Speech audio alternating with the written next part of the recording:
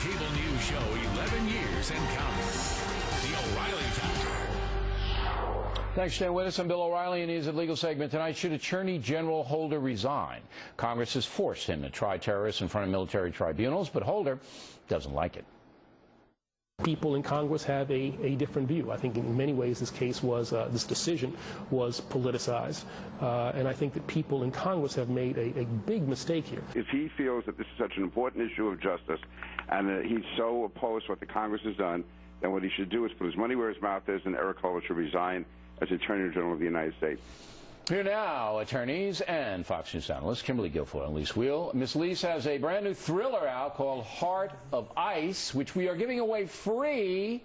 Details in the mail segment coming up. All right, Wheel, you can thank me for the plug later. Thank you. Should Holder resign? No, absolutely not. Why should he resign? Because he expressed frustration with Congress for defunding the civilian trials. Okay, now you just asked a question. I will answer it. Okay. Because he is at odds with 66% of the American public. And the American public has to have confidence in the chief law enforcement officer next to the president.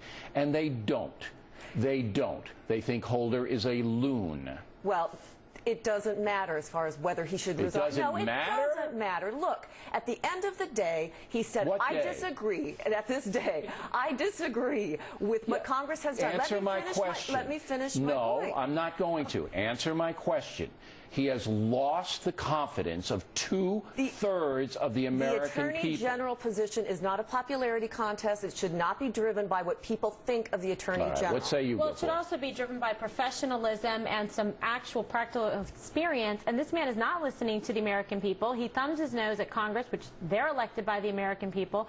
Two-thirds disapprove of what he's doing. And he was arrogant and came up with this righteous self-indignation, saying that he knows better than the rest of them, that he's reviewed the files, and that this is a mistake. All right, but say he is the greatest crime fighter of all time.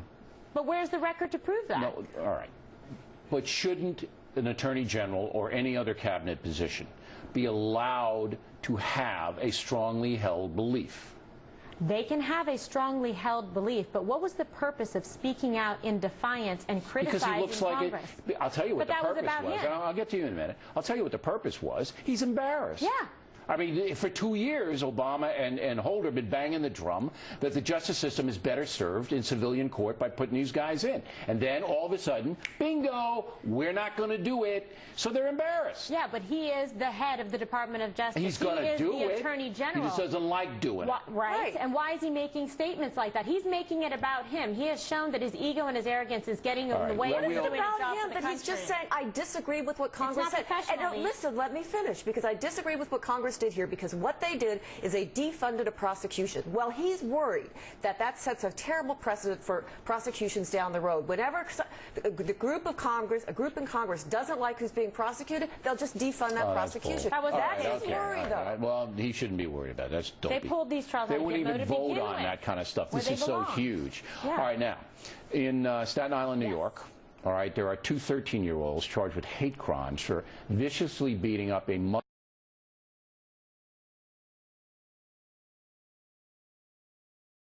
And coming up, Frank Luntz is here to break down the language of this budget battle. And then later, Eric Holder's about-face on why people are angry over the Attorney General's surprising announcement yesterday. We'll examine what he said and how he said it and why some are now calling for his resignation.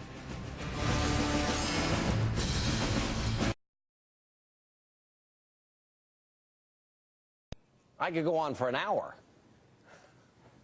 Tamara? Sean. First of all, I think that you should give credit where credit is due. It is the right. It is the Republicans. It is the Republicans who wanted Guantanamo shut down. No. And they did not want anybody, yes, they did not want anybody tried in New York City. No. They were afraid that there was going to be a terrorist attack. Let me finish. Let me finish. Eric Holder went through, Jay, I don't laugh at you. And there are reasons why I could. Listen, the evidence was terrible, Sean. They used LSD and heroin to get a coercion out of Khalid Sheikh Mohammed.